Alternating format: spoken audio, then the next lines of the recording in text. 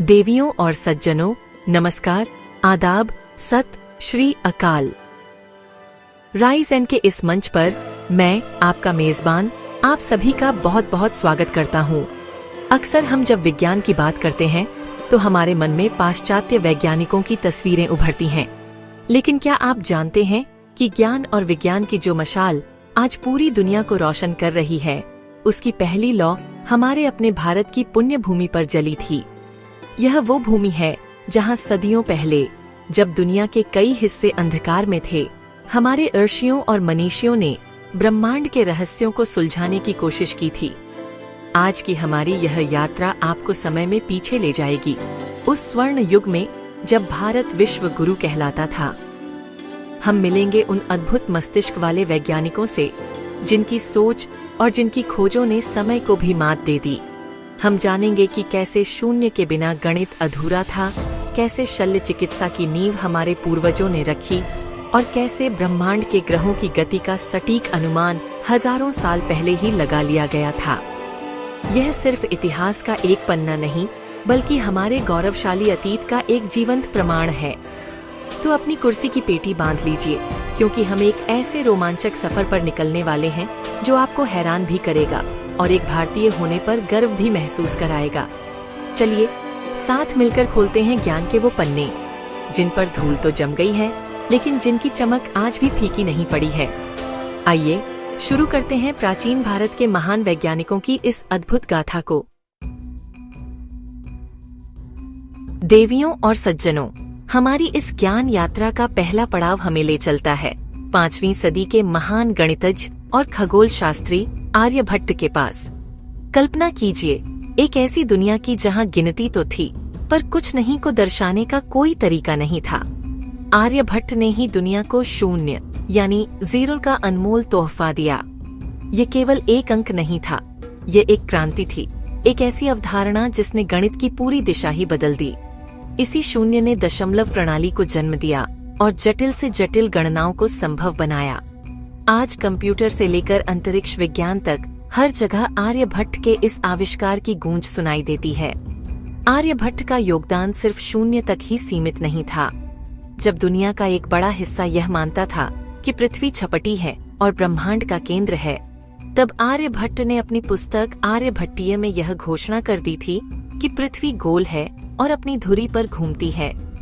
उन्होंने सूर्य और चंद्र ग्रहण के पीछे के वैज्ञानिक कारणों को भी उजागर किया, यह बताते हुए कि यह राहु केतु नामक राक्षसों का खेल नहीं, बल्कि पृथ्वी और चंद्रमा की छाया का परिणाम है। उन्होंने एक वर्ष में दिनों की संख्या का जो मान बताया, वह आज के आधुनिक कैलेंडर के बेहद करीब है। सोचिए, बिना किसी आधुनिक दूरबीन या उपकरण के, केवल अपनी प्रखर बुद्धि और गणितीय गणनाओं के बल पर उन्होंने ब्रह्मांड के इतने बड़े रहस्यों से पर्दा उठा दिया था। उन्होंने ग्रहों की स्थिति, उनकी गति और उनकी कक्षाओं का जो वर्णन किया, वह आज भी खगोलविदों को चकित कर देता है। आर्यभट्ट केवल एक व्यक्ति नहीं थे, वे एक संस्था थे, एक ऐसा प्रकाश स्तंभ जिसकी रोशनी ने आने वाली कई पीढ़ियों के लिए ज्ञान का मार्ग प्रशस्त किया। भारत का पहला उपग्रह जब अंतरिक्ष में भेजा गया, तो उसे आर्यभट्ट नाम देना इस महान वैज्ञानिक के प्रति सच्ची श्रद्धांजलि थी। आर्यभट्ट की परंपरा को आगे बढ़ाते हुए हमारी कहानी अब पहुंचती है 12वीं सदी के एक और महान गणितज्ञ और खगोल शास्त्री भास्कराचार्य के पास। इन्हें भास्कर द्वितीय के नाम से भी जाना जाता है। अगर आर्यभट्ट ने गणित की नींव रखी, तो भास्कराचार्य ने उस पर एक भव्य इमारत खड़ी की। उन्होंने दुनिया को बीज गणित और कलन के शुरुआती सिद्धांतों से परिचित कराया।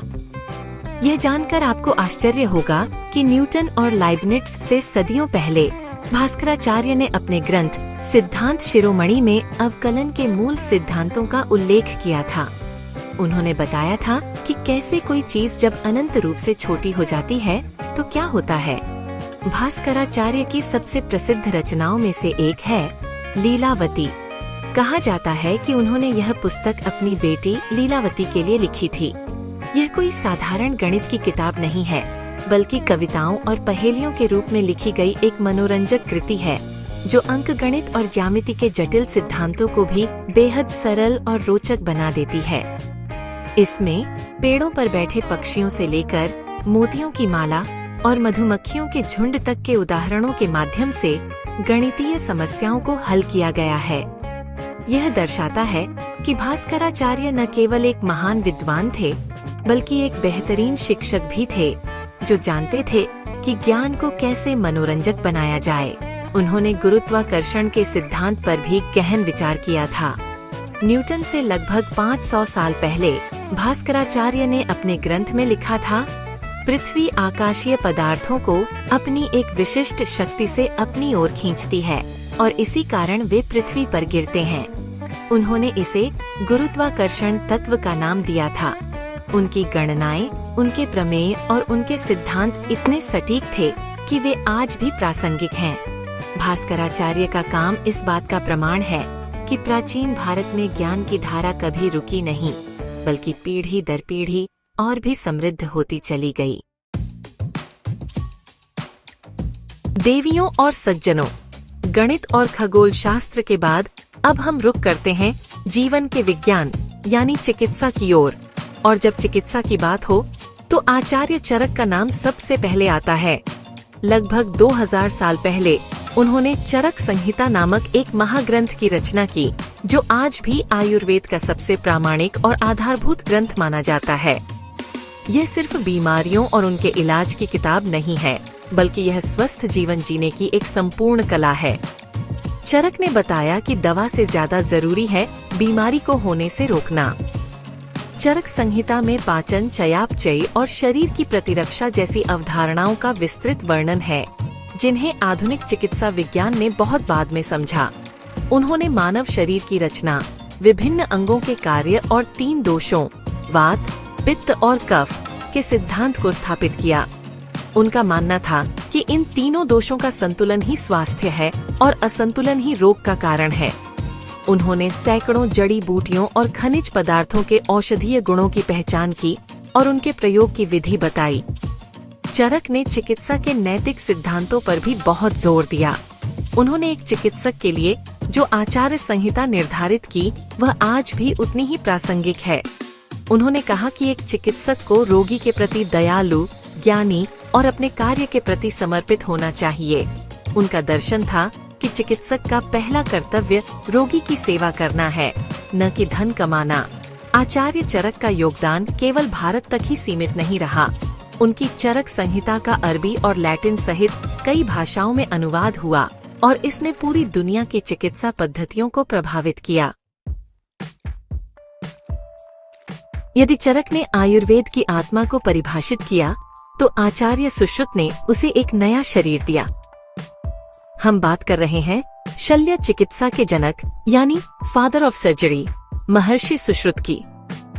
आज से लगभग 2600 साल पहले, जब दुनिया के कई हिस्सों में शल्य चिकित्सा की कल्पना भी नहीं की जा सकती थी, सुश्रुत काशी की भूमि पर मोतियाबिंद से लेकर पत्थरी निकालने और टूटी हड्डियों को जोड़ने तक के जटिल ऑपरेशन कर रहे थे। उनका ग्रंथ सुश्रुत संहिता शल्य चिकित्सा का पहला और सबसे विस्तृत विश्वकोश है। सुश्रुत संहिता में 120 से भी अधिक प्रकार के सर्जिकल उपकरणों का वर्णन मिलता है, जिनमें चिमटियां, चाकू, सुइयां और नलिकाएं शामिल हैं। आपको यह जानकर हैरानी होगी कि इन उपकरणों का डिजाइन आज के आधुनिक सर्जिकल उपकरणों से काफी मिलता जुलता है। सुश्रुत ने ऑपरेशन से पहले और बाद में स्वच्छता के महत्व पर बहुत जोर दिया, जो कि संक्रमण को रोकने के लिए एक क्रांतिकारी कदम था। उन्होंने शल्य क्रिया के लिए 8 अलग अलग प्रक्रियाओं का वर्णन किया, जैसे कि छेदन, भेदन और सीवन। लेकिन सुश्रुत का जो सबसे बड़ा और विस्मयकारी योगदान माना जाता है, वह है प्लास्टिक सर्जरी और राइनोप्लास्टी यानी नाक की सर्जरी की तकनीक। उन्होंने युद्ध में या किसी दुर्घटना में क्षतिग्रस्त हुई नाक को माथे या गाल की त्वचा का उपयोग करके फिर से बनाने की विधि विकसित की थी। यह तकनीक इतनी उन्नत थी कि इसे इंडियन मेथड के नाम से जाना गया और 18वीं शताब्दी में ब्रिटिश सर्जनों ने भारत आकर इसे सीखा और यूरोप में इसका प्रचार किया। सुश्रुत ने यह साबित कर दिया कि भारतीय चिकित्सा ज्ञान केवल जड़ी बूटियों तक ही सीमित नहीं था। बल्कि वह चीर-फाड़ और मानव शरीर को फिर से संवारने की अद्भुत कला में भी माहिर था। हमारी इस यात्रा का अंतिम पड़ाव हमें ले चलता है दर्शन और विज्ञान के संगम पर, महर्षि कणाद के पास। आज से लगभग 2500 साल पहले, जब ग्रीक दार्शनिक डेमोक्रिटस परमाणु के बारे में सोच रहे थे, लगभग उसी समय या शायद उनसे भी पहले, महर्षि कणाद ने वैशेषिक दर्शन के माध्यम से परमाणु सिद्धांत की नींव रखी। उन्होंने बताया कि इस ब्रह्मांड का हर पदार्थ अत्यंत सूक्ष्म कणों से मिलकर बना है, जिन्हें और विभाजित नहीं किया जा सकता। इन अविभाज्य कणों को उन्होंने परमाणु नाम दिया। कणाद का सिद्धांत केवल यहीं नहीं रुका। उन्होंने यह भी बताया कि अलग अलग प्रकार के पदार्थ इसलिए होते हैं क्योंकि उनके परमाणु अलग अलग होते हैं। उन्होंने यह भी कहा कि 2 या 2 से अधिक परमाणु मिलकर एक द्विअणुक का निर्माण करते हैं, जिसमें विशिष्ट गुण होते हैं। यह विचार आधुनिक रसायन विज्ञान की समझ के बेहद करीब है। उन्होंने यह भी परिकल्पना की कि ये परमाणु हमेशा गति में रहते हैं और ऊष्मा या प्रकाश के प्रभाव में आपस में जुड़कर विभिन्न वस्तुएं बनाते हैं। महर्षि कणाद ने पदार्थ को उसकी मौलिक अवस्था में समझने का प्रयास किया। उनका दर्शन केवल भौतिक विज्ञान तक सीमित नहीं था, बल्कि यह आत्मा, मन, समय और स्थान जैसी अवधारणाओं को भी छूता था। उन्होंने तर्क और अवलोकन के आधार पर सृष्टि के रहस्यों को समझने का एक ढांचा तैयार किया। यह दुखद है कि जॉन डाल्टन को आधुनिक परमाणु सिद्धांत का जनक माना जाता है, जबकि उनसे सदियों पहले महर्षि कणाद ने इस दिशा में एक क्रांतिकारी विचार प्रस्तुत कर दिया था।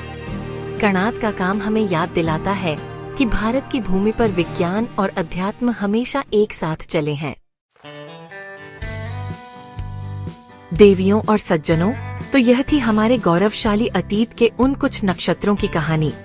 आर्यभट्ट, भास्कराचार्य, चरक, सुश्रुत, कणाद, ये केवल नाम नहीं है, बल्कि ज्ञान और नवाचार की उस महान परंपरा के प्रतीक हैं जो सदियों से भारत की भूमि पर फलती फूलती रही है। उनकी खोजों ने न केवल उस युग को दिशा दी, बल्कि आज भी आधुनिक विज्ञान के कई क्षेत्रों में उनकी प्रासंगिकता बनी हुई है। यह हमें याद दिलाता है कि हमारे पूर्वजों के पास केवल आस्था ही नहीं, बल्कि तर्क, प्रयोग और वैज्ञानिक दृष्टिकोण की अद्भुत क्षमता भी थी। यह यात्रा हमें यह सोचने पर विवश करती है कि हम अपनी इस महान विरासत को कितना जानते और समझते हैं। इन वैज्ञानिकों की कहानियां केवल इतिहास की किताबों में दर्ज होने के लिए नहीं हैं, बल्कि ये आज के युवाओं के लिए प्रेरणा का एक अनंत स्रोत है। ये हमें बताती हैं कि जिज्ञासा और ज्ञान की खोज किसी भी सीमा या संसाधन की मोहताज नहीं होती। अगर दृढ़ इच्छा शक्ति हो तो ब्रह्मांड के बड़े से बड़े रहस्य भी सुलझाए जा सकते हैं। हमें अपनी जड़ों पर गर्व करना चाहिए और इस ज्ञान की मशाल को आने वाली पीढ़ियों तक पहुंचाना चाहिए।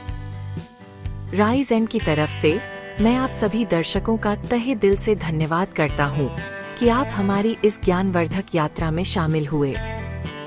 उम्मीद है कि इस वीडियो ने आपके मन में अपने इतिहास के प्रति एक नया सम्मान और जिज्ञासा जगाई होगी। अगर आपको यह प्रयास पसंद आया तो इस वीडियो को साझा करें और हमारे चैनल से जुड़े रहें, क्योंकि ज्ञान का यह सफर अभी जारी है। नमस्कार।